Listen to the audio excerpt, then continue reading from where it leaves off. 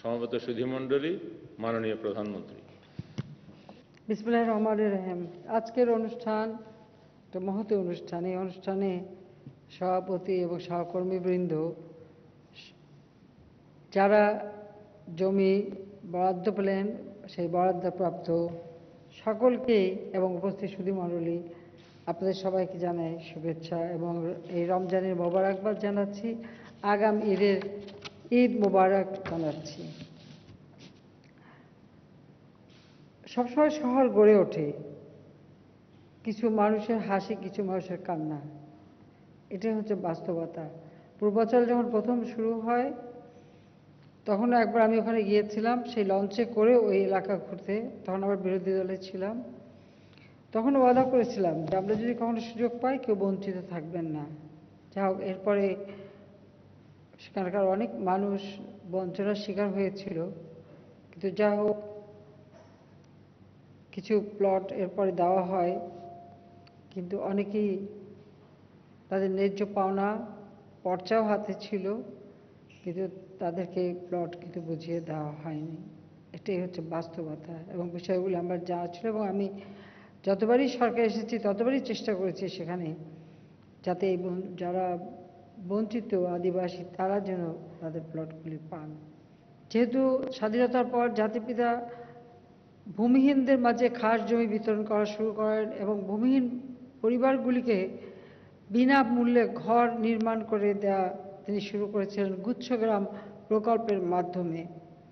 নোয়াখালী থেকেই সেটা শুরু করেছিলেন এবং তিনি এদেশের স্বল্প মূল্যে যাতে গৃহ নির্মাণ করা যায় সেই প্রকল্প নিয়েছিলেন এবং একটা রিসার্চ ইনস্টিটিউটও গড়ে তুলেছিলেন যে কীভাবে স্বল্প মূল্যে ঘর করে সমগ্র বাংলাদেশের প্রতিটি মানুষকে একটা গৃহহীন মানুষ তাদেরকে ঘর দেওয়া যেতে পারে। 74 সালে তিনি সেই লো কস্ট হাউজিং অর্থাৎ স্বল্প মূল্যে ঘর নির্মাণ শুরু করেন। 75 সালে তিনি সেই রিসার্চ ইনস্টিটিউট তৈরি করেন, কিন্তু কাজ সম্পন্ন করে যেতে পারেননি, কারণ 5 বছর মেয়াদী যে কর্মসূচি তিনি হাতে নিয়েছিলেন তা তিনি শেষ করে যেতে পারেননি। তবে 3.5 বছরের মধ্যে বাংলাদেশের অর্থনীতিকে দাঁড় করিয়েছিলেন। হয়তো তার ফলাফলটা পরবর্তীতে যারা এসেছে কিছুদিন তারা খেয়েছে, কিন্তু তারপরে আর এদেশকে তারা সামনের দিকে এগোতে দেয়নি।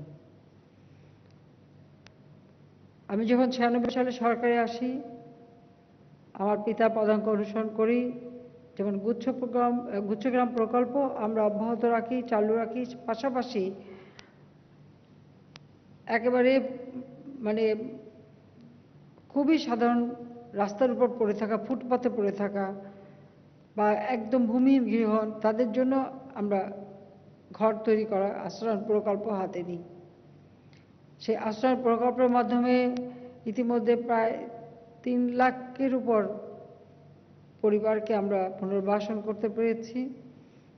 কিন্তু সেই সাথে আমাদের অন্যান্য মন্ত্রণালয়গুলি তারাও এই গৃহ নির্মাণ, যেমন দুর্যোগ মন্ত্রণালয় থেকে যারা আছে তাদের জন্য যেমন দুর্যোগ সহনশীল ঘর, বন্যা জলোচ্ছ্বাস সহনশীল ঘর করে দিচ্ছে। এরকম বিভিন্নভাবে আমরা এই গৃহহারা মানুষকে একটু মাথা গোঁজার ঠাঁই করে দেওয়া, সেই ব্যবস্থাটা আমরা করে যাচ্ছি। 96 সালে আমার লক্ষ্য ছিল যে একটি মানুষও কুঁড়ে ঘরে বাস করবে না, নিজেদের পক্ষে একটা টিনের ঘর বা একটা টিনের চালার নিচে যেন তাদের স্থান করে দিতে পারি, সেই ব্যবস্থা নিয়েছিলাম। আর এবার আমরা এসে সেমি পাকা ঘরও করে দিচ্ছি। টিনের ঘর, সেমি পাকা ঘর যেখানে যেভাবে পাচ্ছি আমরা দিচ্ছি, অর্থাৎ একটু মানুষের ঠাঁই করে দেওয়া। এবং এটা শুধু শহর ভিত্তিক না, এটা আমরা একেবারে গ্রামে, একেবারে ইউনিয়ন পর্যায় পর্যন্ত, ওয়ার্ড পর্যায় পর্যন্ত আমরা যাচ্ছি যে মানুষকে একটু মাথা গোঁজার ঠাঁই আমরা করে দেব, সেটাই আমাদের লক্ষ্য। ইতিমধ্যে বিদ্যুৎ আমরা ঘরে ঘরে পৌঁছে দিতে সক্ষম হয়েছি। আর আমরা ইতিমধ্যে একটা হিসাব নিয়েছি, যারা একেবারে ভূমিহীন পরিবার 2.5 লক্ষের মতো পরিবার আমরা পেয়েছি। ইতিমধ্যে আমরা ঘর অনেককে করে দিয়েছি, আরও সামনে করে দিচ্ছি। আর যাদের ভিটা আছে কিন্তু ঘর নাই, তাদের জন্য আমি প্রথমবার সরকারের সাথে গৃহায়ণ তহবিল নামে একটি তহবিল করেছিলাম। এনজিওদের 1% মানে সার্ভিস চার্জে টাকা দিতাম এবং তাদের উপর ছিল নির্দেশ ছিল 5%-এর বেশি নিতে পারবে না, তারা ঘর করে দেবে।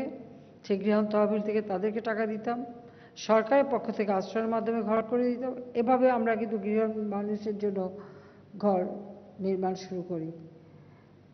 কিন্তু আমাদের দেশে নদী ভাঙায় মানুষ ক্ষতিগ্রস্ত হয়। এই নদী ভাঙা মানুষকে পুনর্বাসনের জন্য আমরা বাজেটে আলাদা টাকা রেখেছি।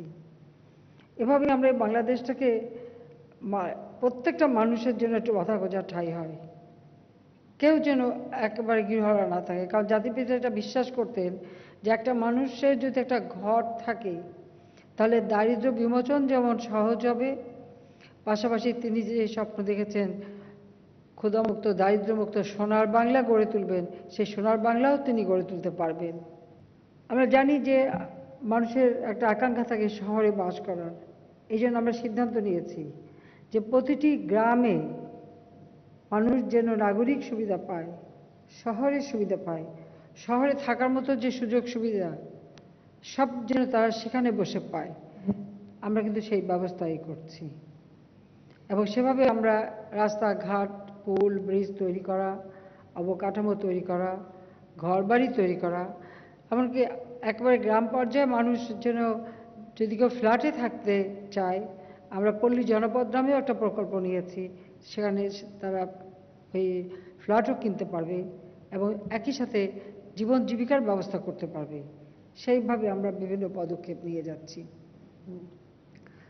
আমরা শহর গড়ে তুলতে চাই। আমাদের দেশে যারা বিত্তশালী তারা প্লট কেনেন, ভালো ভালো দৃষ্টিনন্দন বাড়িঘর বানান। এই পূর্বাচল যখন হলো তখন আমরা দেখেছি এমনকি গুলশান বাড়িধারায় বিশাল বিশাল অট্টালিকাও যাদের, তাদেরও পূর্বাচলে একটা প্লট না থাকলে নাকি ইজ্জতই থাকে না, এরকমও কিছু কিছু মানুষের মানসিকতা আমি দেখেছি। কিন্তু যাদের সত্যিকার প্রাপ্য আপনারা কিন্তু বঞ্চিত ছিলেন। কাজে আমার সবসময় একটা প্রচেষ্টা ছিল যে কিভাবে আপনাদেরকে বঞ্চনার হাত থেকে মুক্তি দেবো এবং আপনারা জমি দিয়েছেন অথচ আপনারা প্লট পাবেন না, এটা হতে পারে না। ইতিমধ্যে আমার কাছে একটা প্রকল্প এসেছিল, জাতির পিতার জন্মশতবার্ষিকী আমরা উদযাপন করছি। জাতির পিতার জন্মশতবার্ষিকী উদযাপন উপলক্ষে একটা প্রস্তাব আসে যে পূর্বাচলে সেখানে জাতির পিতার একটা স্মৃতি স্তম্ভ করা হবে, একটা টাওয়ার করা হবে, যেটা জাতির পিতার স্মৃতি মানে বঙ্গবন্ধুর স্মৃতি টাওয়ার। আমি কিন্তু সেটা অনুমোদন দেইনি। আমি সেই ফাইলেই লিখে দিয়েছিলাম যে আগে এখানকার যারা আদিবাসী তারা তাদের প্লট পাবে, তারপরে আমি এই প্রকল্প অনুমোদন দেব, তার আগে আমি কোনো প্রকল্প অনুমোদন দেব না। এবং কিভাবে প্লট বের করবে সেটা যেন মন্ত্রণালয় বা রাজুক যেন খুঁজে বের করে। কাজে সেই নির্দেশনাটাই আমি দিয়েছি। তা আমি ধন্যবাদ জানাই যে আমাদের প্রতিমন্ত্রী এবং সাবেক মন্ত্রী এখানে আছেন, তাছাড়া আমাদের সচিব সহ যারা এই প্লটগুলি তৈরি করা এবং সেগুলি খুঁজে বের করা। এবং সেখানে আপনারা জানেন যে এই শহরটা গড়ে তোলার জন্য বহুতল ভবন নির্মাণ করা, ফ্ল্যাট নির্মাণ করারও পরিকল্পনা ছিল। আমি বলছি ওগুলি সমস্ত বাদ দিতে হবে, দিয়ে আগে প্লট তৈরি করতে হবে, দরকার হলে আরও জমি নিয়ে তারপর প্লট দিতে হবে। কিন্তু এই যাদেরকে একবার কথা দেওয়া হয়েছে তাদের কথা রাখতে হবে। এর আগে আর কোনো প্রকল্পে আমি অনুমোদন করব না ওই পূর্বাচলে। এবং আজকে আমি সত্যিই খুব আনন্দিত এবং ধন্যবাদ জানাচ্ছি যারা এই প্লট খুঁজে বের করা, প্লটগুলি তৈরি করা এবং আজকে আপনাদের হাতে যে আপনারা কাগজ তুলে দিতে পারলাম, জমির কাগজ যে আপনারা পেলেন, আপনাদের হাতে যে তুলে দিতে পারলাম এবং এর সঙ্গে যারা কাজ করেছে তাদের সবাইকে আমি আন্তরিক ধন্যবাদ জানাচ্ছি যে এটাই আমাদের কাজ হওয়া। যাদের এত বিশাল বিশাল অট্টালিকা, বাড়িঘর, ফ্ল্যাট সবই আছে, তাদের আরও লাগবে কেন? মরলে তো সবাইকে যেতে হবে সেই কবরের মাত্র 3 হাত 3.5 হাত জায়গায়, ধন সম্পদ কেউ সাথে নিয়ে যেতে পারবে না। এই কথাটা মানুষ কেন ভুলে যায় আমি জানি না। যাও, আজকে আপনাদের হাতে যেটা তুলে দিতে পারলাম এটাই হচ্ছে সব থেকে বড় কথা, যার আপনারা বঞ্চিত থাকলেন না। তো আমি জানি অনেকে এর মধ্যে মৃত্যুবরণ করেছেন।